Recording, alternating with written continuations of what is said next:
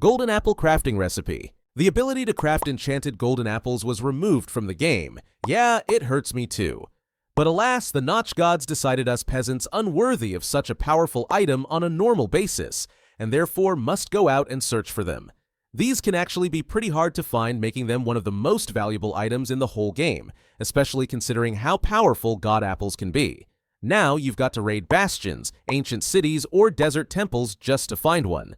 But they can literally save your life in situations where everything goes wrong: lava, PvP, boss fights, you name it. The horse saddle was a short-lived feature that served little purpose. Basically, it was just a saddle but for horses.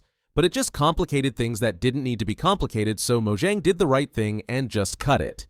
Now, you can just use a normal saddle for horses as well, though I bet most of you don't even remember or realize that there was a time where that wasn't the case. Roses got removed and replaced with the poppy.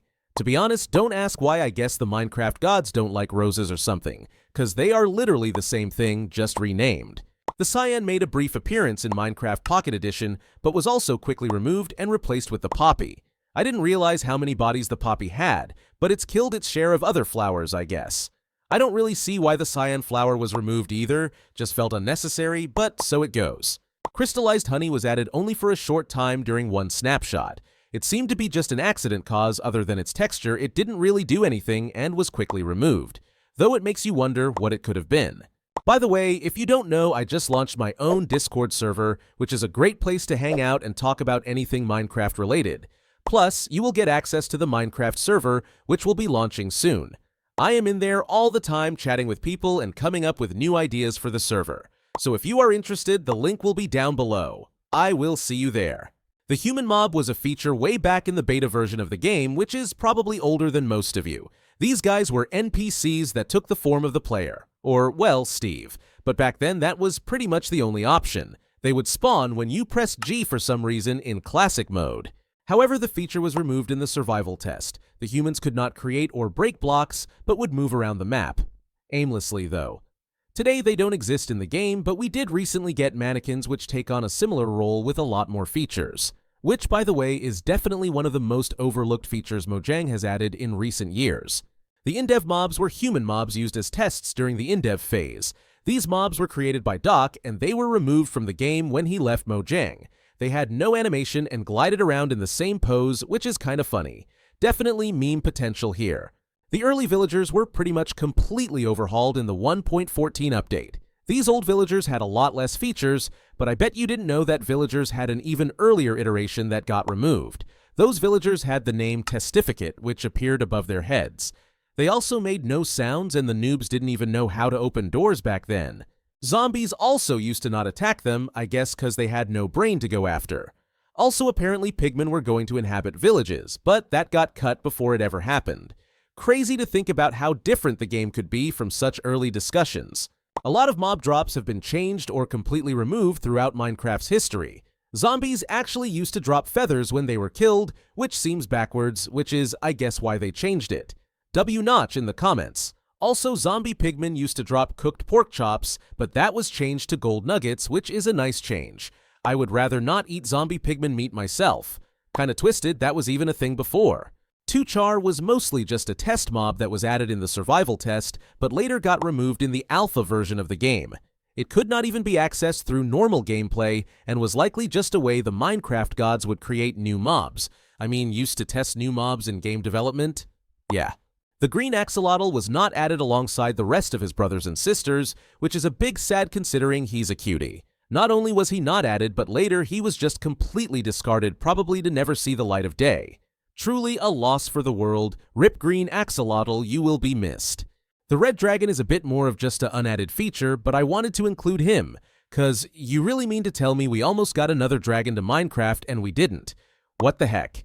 Anyway, Notch had planned to implement the red dragon into the game, but it never came to be, which hurts me deeply as someone who loves dragons. Hey, at least we get the ender dragon, whose dragon egg will certainly hatch into a dragon pet that we can ride right. The Elder Guardian Ghost was a pretty cool dude, but unfortunately he was only ever added to Minecraft Pocket Edition.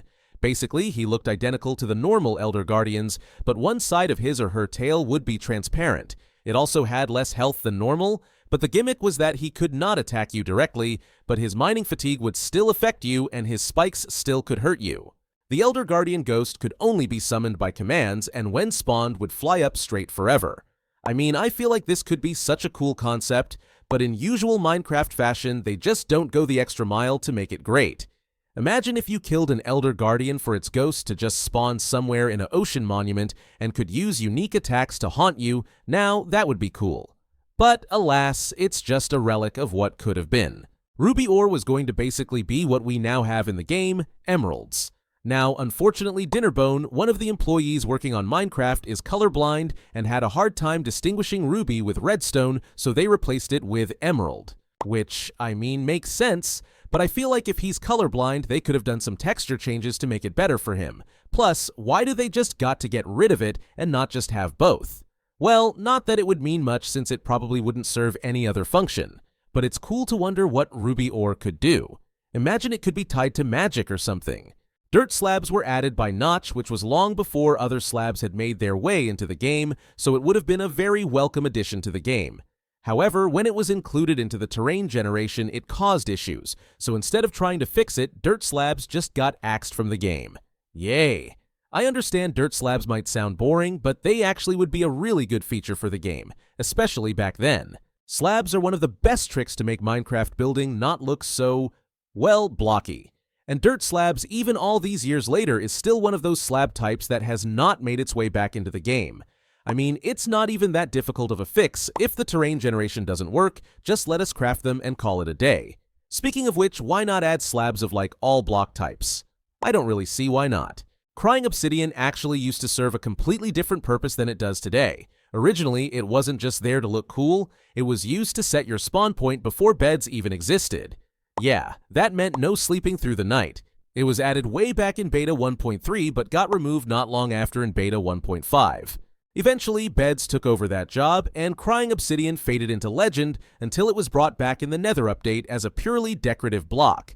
Which is kind of funny, it went from being one of the most functional blocks in the game to just really pretty purple crying stone.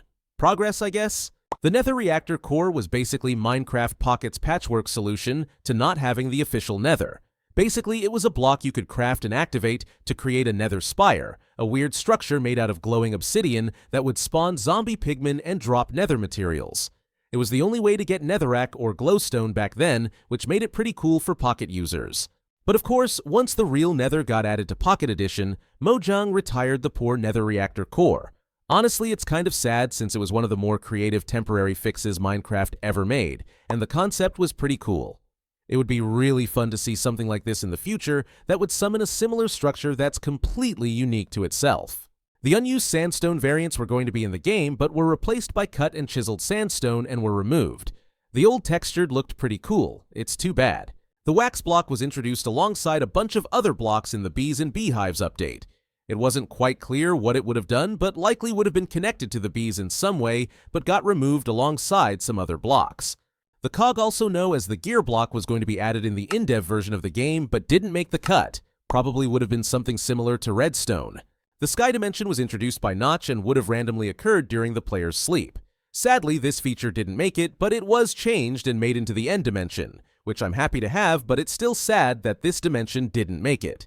Customized was a world type that gave players control over basically everything that affected terrain generation ores, sea level, biomes, structures, and even the random shape of the terrain itself.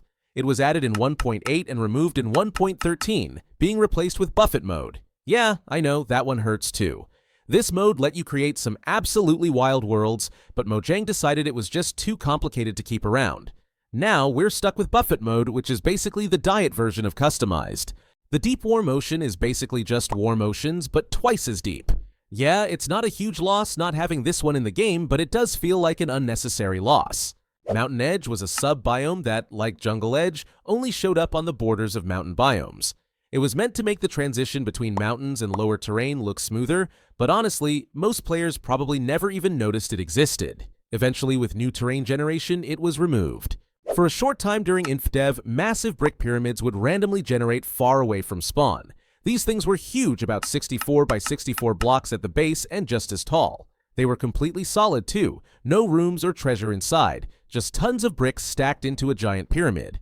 Weirdly, if you dug under one, you'd find dirt and stone continuing beneath it, meaning it basically spawned right on top of the terrain instead of into it.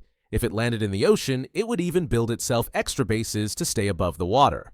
They were later removed, but the interesting part was they were added because bricks couldn't be obtained any other way at the time. Obsidian walls were introduced in the very first version of InfDev. They would generate infinitely along each axis, with their intersection marking the exact center of the world, the famous 0,0 point. Back then, this was the only way to tell where you were in the world, since coordinates didn't exist yet. It was a pretty strange solution, but it's what Notch decided to do. Once proper coordinates were added though, the walls were removed, and honestly, thank goodness, because running into an endless obsidian wall mid-exploration would have been pretty weird. The Farlands are a famous example of a removed feature. Before Minecraft Beta 1.8, there was a mysterious and broken area known as the Farlands. They would appear millions of blocks away, basically the edge of the world. This wasn't intentional though, it was caused by Minecraft's terrain generation math completely breaking down. The game started spitting out impossible numbers, and the terrain would twist, stretch, and glitch into bizarre, towering formations. Go past 30 million blocks out, and chunks would stop working altogether. The blocks weren't even solid, so if you tried walking on them, you'd just fall into the void. They also quickly became an urban legend and were intertwined with many of the Minecraft early myths. The InDev house was one of the first real spawn structures in Minecraft, added way back in InDev. Whenever you created a new world, the game would drop you right inside one of these little 7x7x4 houses. It had a small 1x2 door to step out of and a couple of torches on the inside to light things up. Early on, the house was built from mossy cobblestone, which you couldn't even find naturally anywhere else, and it came with chests full of every block, item, and even TNT. Basically, it was a dev testing hub disguised as a home. As Minecraft shifted from testing items to focusing on survival gameplay, those overpowered chests were removed, and the house itself got a makeover with oak planks and a stone floor. Eventually, the InDev house was removed altogether, marking the end of one of Minecraft's earliest player spawns. Before Java Edition 1.9, villages didn't have the neat dirt paths we see today. Instead, their roads were made entirely out of gravel. It gave old villages a rougher, more rugged look, but it also meant you'd constantly end up with floating doors or half-buried houses since the terrain didn't always line up right. When Mojang updated world generation and added dirt paths, gravel roads were quietly retired, marking the end of that classic messy village aesthetic. Back in Alpha 1.2.2a, players could actually spawn Nether portals just by pressing F4. No obsidian, no flint and steel, just one key. It was a simple developer shortcut that accidentally made it into the game and was quickly removed in the very next update, Alpha 1.2.2b. Still, it's funny to think there was once a time when getting to the Nether was just one button away. Before brewing stands existed, potions were made using cauldrons. You'd fill a cauldron with water, toss in your ingredient of choice, watch the water change color, then right-click with a bottle to collect your potion. It was messy, unpredictable, and honestly kinda cool. But when potion brewing got an official system, this early method was scrapped. Still, there was something charming about brewing magic in a bubbling cauldron like a true Minecraft witch. Achievements were Minecraft's original progression system before advancements came along in 1.12. They gave players goals like getting wood or taking inventory and guided new players through the basics of the game. They were simpler, but they had that old school charm. While Java moved on to advancements, achievements still live on in Bedrock, Legacy Console, and the new Nintendo 3DS editions. In InfDev, there was a texture file called fluff.png that was used for clouds. Yep, the clouds you saw in the sky were literally made of fluff. It was eventually removed at the start of Alpha when the cloud system was changed, but for a brief moment in Minecraft history, the skies were officially made of fluff.